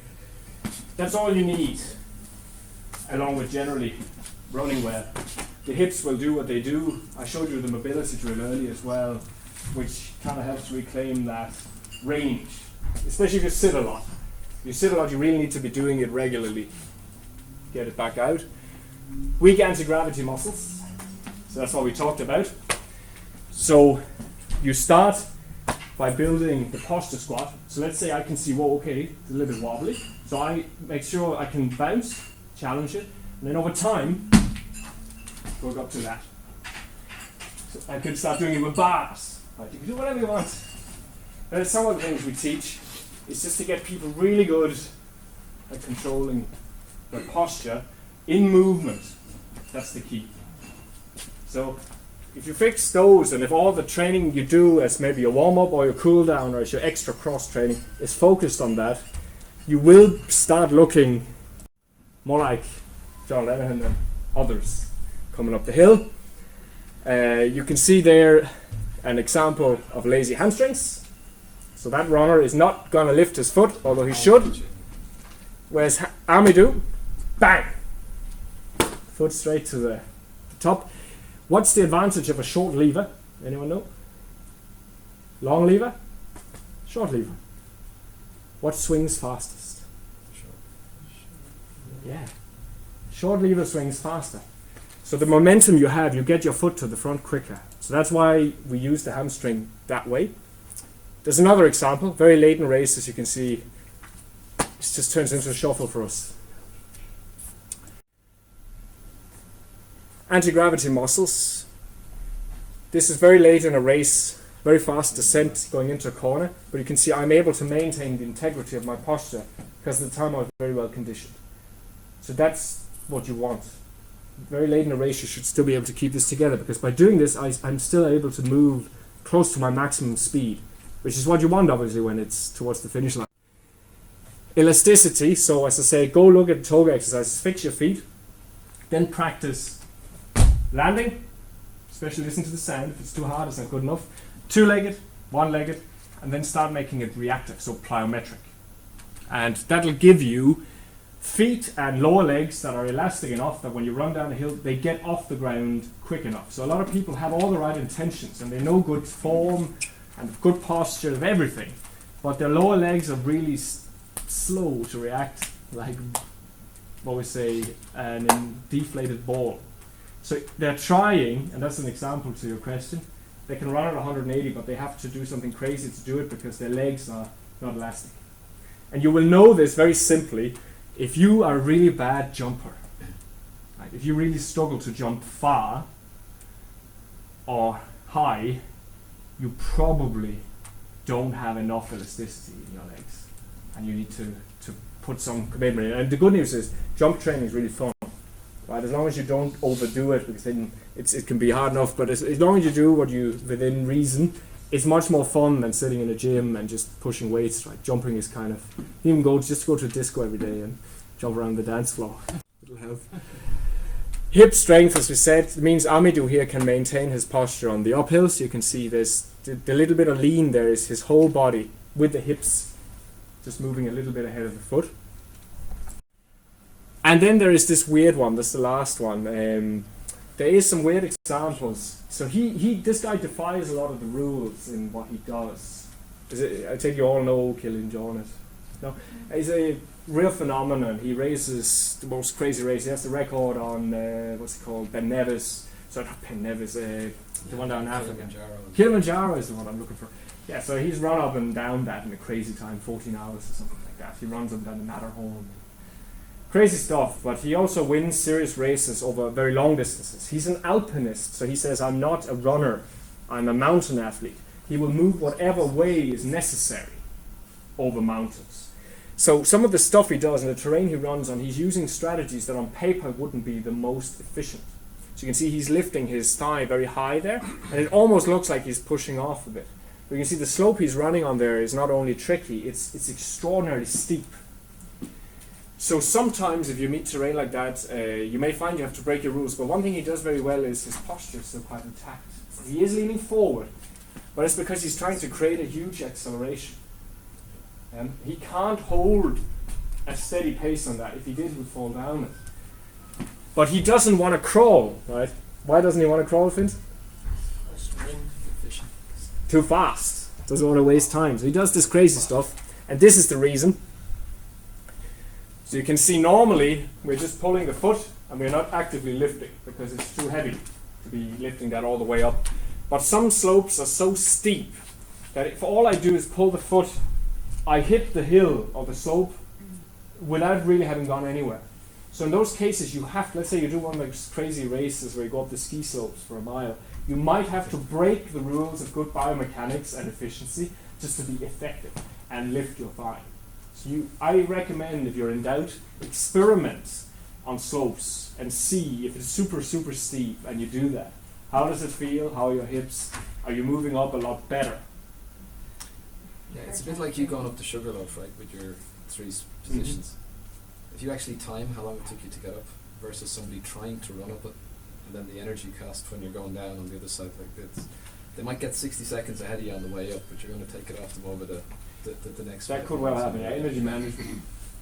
Actually, the only reason I was against me doing that is the way I was crawling. All right. It was Not the that. fact of crawling. Yeah, I should be crawling. A skilled crawler, even if it's uphill, will still have, as Killian had in the photo, a good spine, for instance. Yeah. He will have a good, quick rhythm in his crawling, rather than me there who was just struggling. Like, It's another technique, learning how to crawl and move again. yeah, it is. Now, for most people, maybe it's a bit overkill to learn it, but I know Jason is big into it. He does lots of crawling, both versions, and he needs it in Carntool and those races. So I just like this example because it shows all I've shown you. There are a few exceptions, and there are times, of course, where the terrain will dictate. So when you run through, like say, Scalp, is that next week? Wet routes, very slippy. You might have to do something weird, like tippy-toe through it, because you would be afraid to put a flat foot down. Because if you put a flat foot down, whoosh, even with the best studs in the world on a slippy route, you're going to go. So adaptable is something that comes, but I prefer that you go away and you practice fundamentals. Get really good at those basics. In controlled environments, slopes that challenge you, terrains that challenge you. And then you take it into races and you get more and more confident. And when the day comes that you encounter something that's just crazy, your reaction will be what it is. Because you're not going to get injured because you break technique for 200 meters usually. It's because you consistently run uphill or downhill badly. That's what I was going to tell the guys for the marathon. You know, if they're going to run down those steep, super hard tarmac macadam roads, swinging legs out and heel down, by the time they get to that finish line, they're going to have some serious DOMs. They'll be needing that ice bath because they're mostly going to be hammered west. I bet you the guy who is going to be winning it, he's not going to get hammered. And not just because he was out there shorter, but because he's probably not abusing himself so much. So I think that is... Yeah, I have an appendix, so when I send this to you, this is adaptable, yeah? Nice kind of hurdle technique here. You can read this, best practice for downhill, best practice for uphill. Then you can read trail and terrain running. We didn't really have time to cover it here. A few notes. And then you can read about this hill workout, which I recommend to use. So it's Arthur Lydiard's format. He used it on roads, but you can use it on trails. And there's a whole article on the Champions Everywhere website where you can see all the details. So just go click Hill Circuits Champions Everywhere and you can read all about how to design it. It doesn't have to be exactly like this, but basically it allows you to train uphill, rest on the flat, come down, rest on the flat. So you really get the whole package, and that means you're training. If you're training uphill and downhill, Finton, what are you also training? Anyone remember from the very first slide? Balance, stability, speed, and power. Yeah. Strength and speed, which together is power. Yeah. So what every runner wants. So I hope that along